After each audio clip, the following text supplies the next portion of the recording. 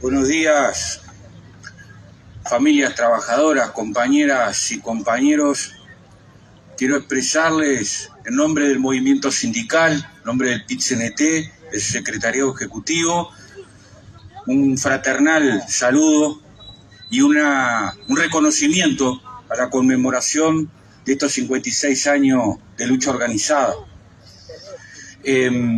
Ahora escuchaba a la azafada, la murga de la gurizada, y además de deleitarme, de disfrutar, pensaba la importancia de la transferencia intergeneracional, ¿no? De que pasen los años, pasan las décadas, pasa el tiempo, pero hay un conjunto de valores, de ideas y de principios. Hay un conjunto de identidades que tienen que ver con lo que somos como pueblo, con conciencia de su condición, de sus derechos, de sus desafíos, de sus luchas, de sus formas de compartir, de construir alegría, de construir reconocimiento, de generar esparcimiento, en fin, que se va transmitiendo de generación en generación. Y eso es un logro que no es menor, no es menor. No es menor 56 años de permanencia. Y lo veía con la gurizada, ¿no? Cantando las canciones de murgas de hace años, ¿no? Se canta y se renueva y se recambia y se proyecta hacia el futuro. Y esa es, sin duda alguna, una expresión de la vitalidad, de que se está vivo. Y cumplir 56 años, además de un reconocimiento, obviamente, a las mujeres y hombres sencillos, gente común y corriente que forma esta organización. FUGBA no es un edificio en el centro. FUGBA no es una cooperativa aislada. FUGBA es la expresión de que cuando el pueblo asume conciencia, se organiza con sus iguales y lucha por una solución colectiva a un problema común como es la dificultad de acceso al derecho a la vivienda, los objetivos son alcanzables. Y eso es varias cosas, son varias cosas. Porque es resolver un derecho que además el sistema capitalista nos ha convertido en que la vivienda es un sueño, no un derecho. Y por supuesto que es un sueño, está bien que sea un sueño, pero antes que un sueño es un derecho. Y entonces la construcción colectiva es la hacedora de la conquista de ese derecho para quienes el mercado deja fuera, el capitalismo deja fuera. Y ese es un motivo de celebración. Es un motivo de celebración también que en ese proceso de lucha se cultivan valores, se cultivan principios, se cultivan prácticas. Ahora escuchaba al compañero que hacía referencia a la Brigada Solidaria, que como esta cooperativa supongo y sé que se reproduce en muchas, esta práctica solidaria de poner el hombro y parte del tiempo personal al servicio de una causa colectiva y que trasciende a la propia necesidad de la vivienda, como es organizarse para darle una mano a parte de nuestro pueblo que está en las peores circunstancias, en la intemperie, donde inclusive el derecho a la alimentación está puesto en tela de juicio. Entonces esa crianza de valores, en un mundo tan violento, tan hostil, nos levantamos un día y otro y vemos bombardeos, secuestros de mandatarios, amenazas de lanzamiento de armas atómicas para destruir una civilización. Vemos cómo un país se arroga el derecho de ser gendarme del mundo. Vemos cómo nos hablan de cuidar el ambiente, pero prenden fuego en el medio del océano barcos y derraman petróleo y contaminan a diestra y siniestra. Eso es lo que ven nuestros gurises, nuestras gurisas y nosotros todos los días cuando vemos el informativo o miramos ese aparato que tanto nos fascina como nos encadena, que es el teléfono, bombardeándonos permanentemente con este tipo de información. Y esa información no es solo lo que está pasando, también son valores. También son valores. Puedo bombardear otro país, puedo cometer un genocidio a cielo abierto, puedo matar a más de 20.000 niños y niñas sin que pase nada, además. Esos son valores también. Son los valores de la ética capitalista. Y nosotros no tenemos la posibilidad de estar a diario en las grandes cadenas de televisión o en los grandes medios de comunicación. Obviamente que estamos muy lejos de tener incidencia en quienes manejan las redes sociales, produciendo estos contenidos que a diario nos llegan a los celulares por las distintas redes. Pero nos tenemos a nosotros, tenemos estas experiencias de cultivar valores, de la solidaridad, de la conciencia de clase, de organizarnos para resolver un problema común entre todos y entre todas, de organizarnos y darle una mano también al que está más desvalido, al que está afuera, al que su única herencia es el desamparo. Y esos son valores, valores que son antagónicos, contradictorios a los que el sistema pregona todos los días por la vía de los hechos y que luego multiplican la propaganda para justificarse. Y esa es una batalla central, porque cuando se te endurece el corazón, cuando se te oscurece la sensibilidad, se te apaga el pensamiento crítico. El otro día escuchaba un senador diciendo que quería agarrar a toda la gente que estaba en situación de calle, meterla en un contenedor y tirarla dentro de un cuartel. Esos discursos son muy peligrosos porque apuntan, más que a que esa idea se convierta en realidad, apunta a oscurecer el corazón, a endurecer la sensibilidad y a empezar a aceptar que lo normal es dejar gente afuera, y cuando la gente queda afuera es un problema que tenemos que sacarnos de arriba, cuando el sistema lo que hace es permanentemente amontonar gente que quede afuera.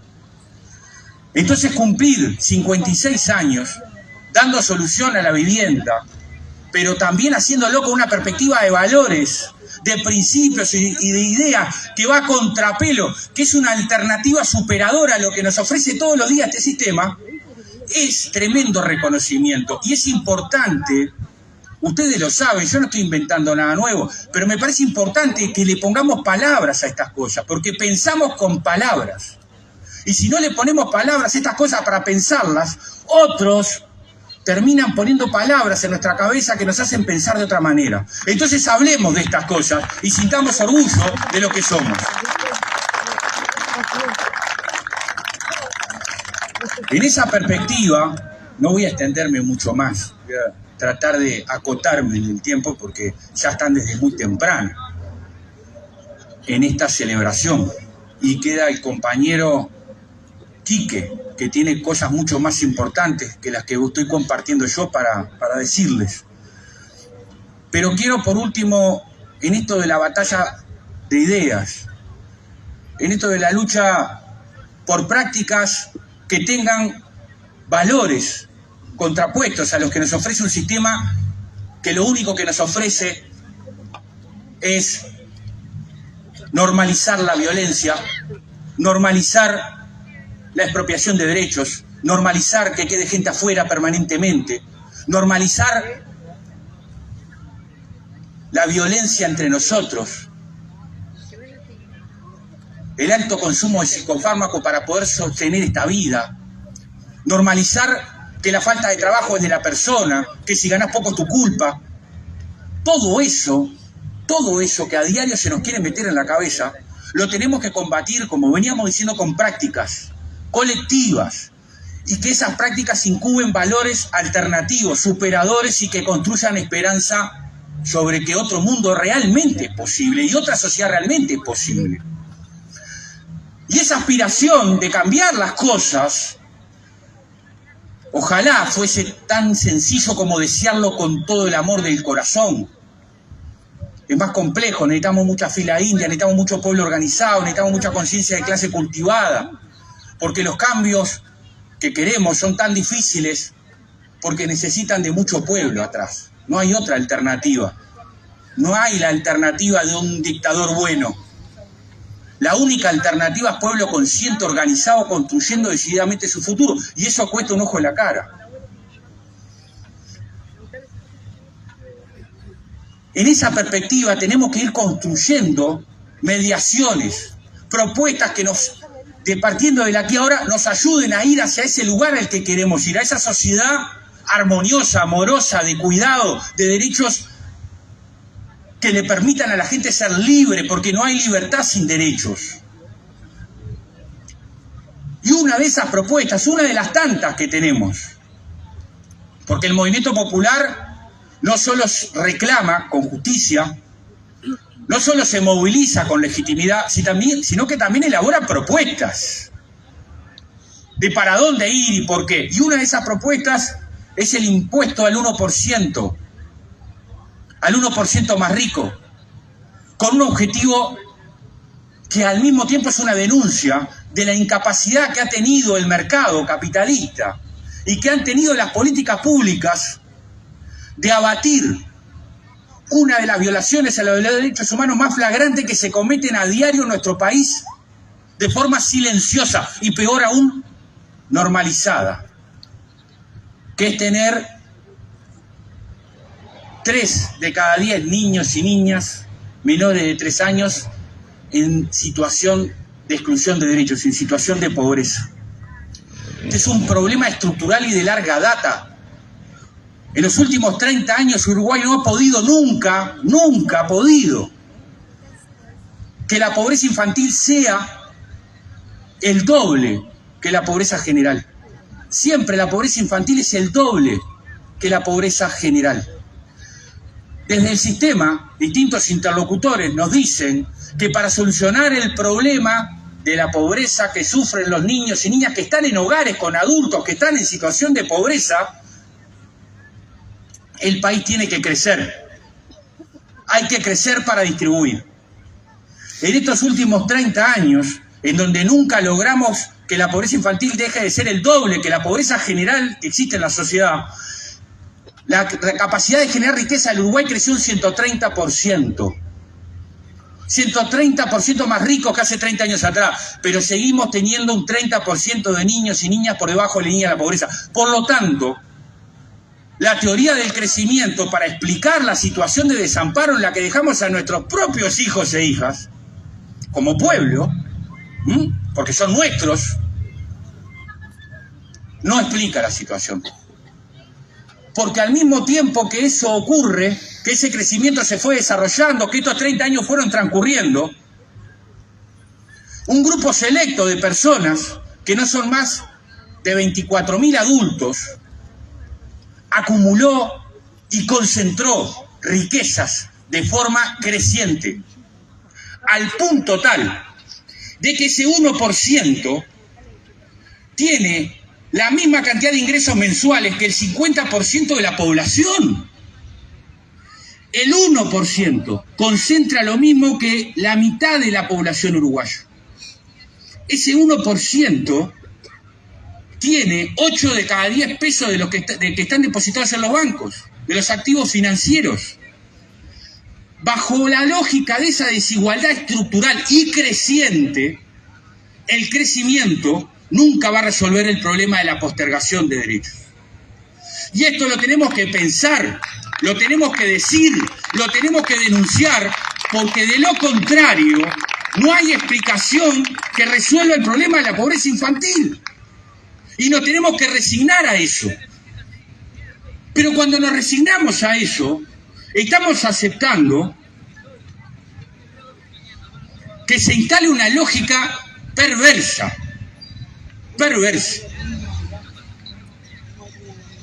Porque miren ustedes las consecuencias después para el conjunto de la sociedad, no solo para esos niños y niñas y sus familias, sino para el conjunto de la sociedad. Neurológicamente se sabe, la ciencia ha construido el conocimiento para determinar que el 90% de nuestras redes neuronales, el 90% de nuestro cerebro, se desarrolla en los primeros 3 años de vida. Lo que no se desarrolla ahí, difícilmente o no se va a poder desarrollar después. Entonces el problema de una falta de alimentación, el problema de la atención sanitaria adecuada, el problema del apego, el problema de la vivienda adecuada, genera afectaciones neurológicas que después traen consecuencias concretas. Por ejemplo, cuando vamos a ver qué pasa con nuestros gurises en la escuela, y vemos, por ejemplo, el abandono o la repetición. Y vamos a ver qué pasa con los gurises que vienen de los hogares del 20% más rico o de mejores ingresos y los gurises que vienen de los hogares del 20% de ingresos más pobres. Los gurises que vienen de los hogares más pobres repiten 4 veces más que los gurises que vienen de los hogares de mejores condiciones económicas. Entonces nos van a querer convencer de que el problema son los gurises o sus familias, que son holgazanes, que no le ponen empeño, para ocultar el problema estructural, que realmente es el que explica esa asimetría, esa desigualdad tan feroz, tan injusta, que ya se empieza a ver en la escuela. Y cuando vamos al liceo, ¿con qué nos encontramos? Con que 8 de cada 10 gurises que terminan el liceo provienen de los hogares del 20% de mejores ingresos. Pero cuando vamos a los hogares del 20% más pobres, solo 2 de cada 10 terminan la educación media superior, el liceo o la UTU. Entonces la pobreza infantil termina siendo la condición sociológica y estructural que luego explica el resto del derrotero. Entonces hay que ir a cerrar esa canilla. No solo es un problema ético, no es solo un problema de sensibilidad, que lo es, también es un problema de sobrevivencia social, también es un problema de qué sociedad queremos. Por eso el impulso de esta propuesta, que no resuelve todos los temas, pero sí es un instrumento real, concreto, para resolver un problema que el sistema político y la economía capitalista no ha logrado resolver, y está a la vista que no lo ha logrado resolver. Entonces, ¿no quieren esta propuesta? Bueno, que nos digan cuál. Que nos digan cuál. Nosotros estamos dispuestos a conversar. Por ejemplo, si nos dicen no al 1%, pero vamos a eliminar la exoneración de los más ricos al pago del patrimonio, y bueno, son 1.200 millones de dólares, que el 1% más rico al año no paga, como ustedes pagan sus impuestos, como yo pago mis impuestos cada vez que vamos a comprar, y compramos con él, 1.200.000 millones de dólares de impuesto al patrimonio. Que se termine con esa exoneración y retiramos la propuesta del 1%, no hay problema.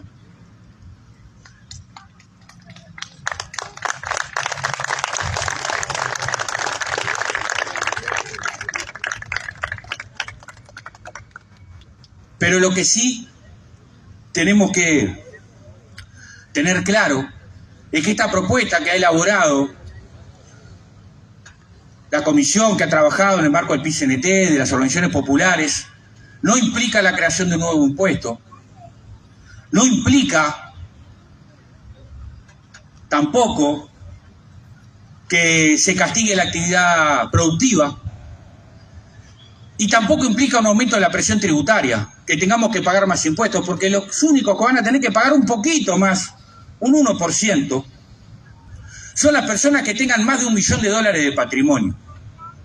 El 99% de la población común y corriente como ustedes no va a tener que pagar más impuestos de lo que ya viene pagando, que son más de los que pagan los más ricos, porque saben ustedes otra cosa, otro secreto del sistema, otro secreto muy oculto del sistema, que los más ricos pagan 10% menos de impuestos que los más pobres. Y de eso hay evidencia empírica.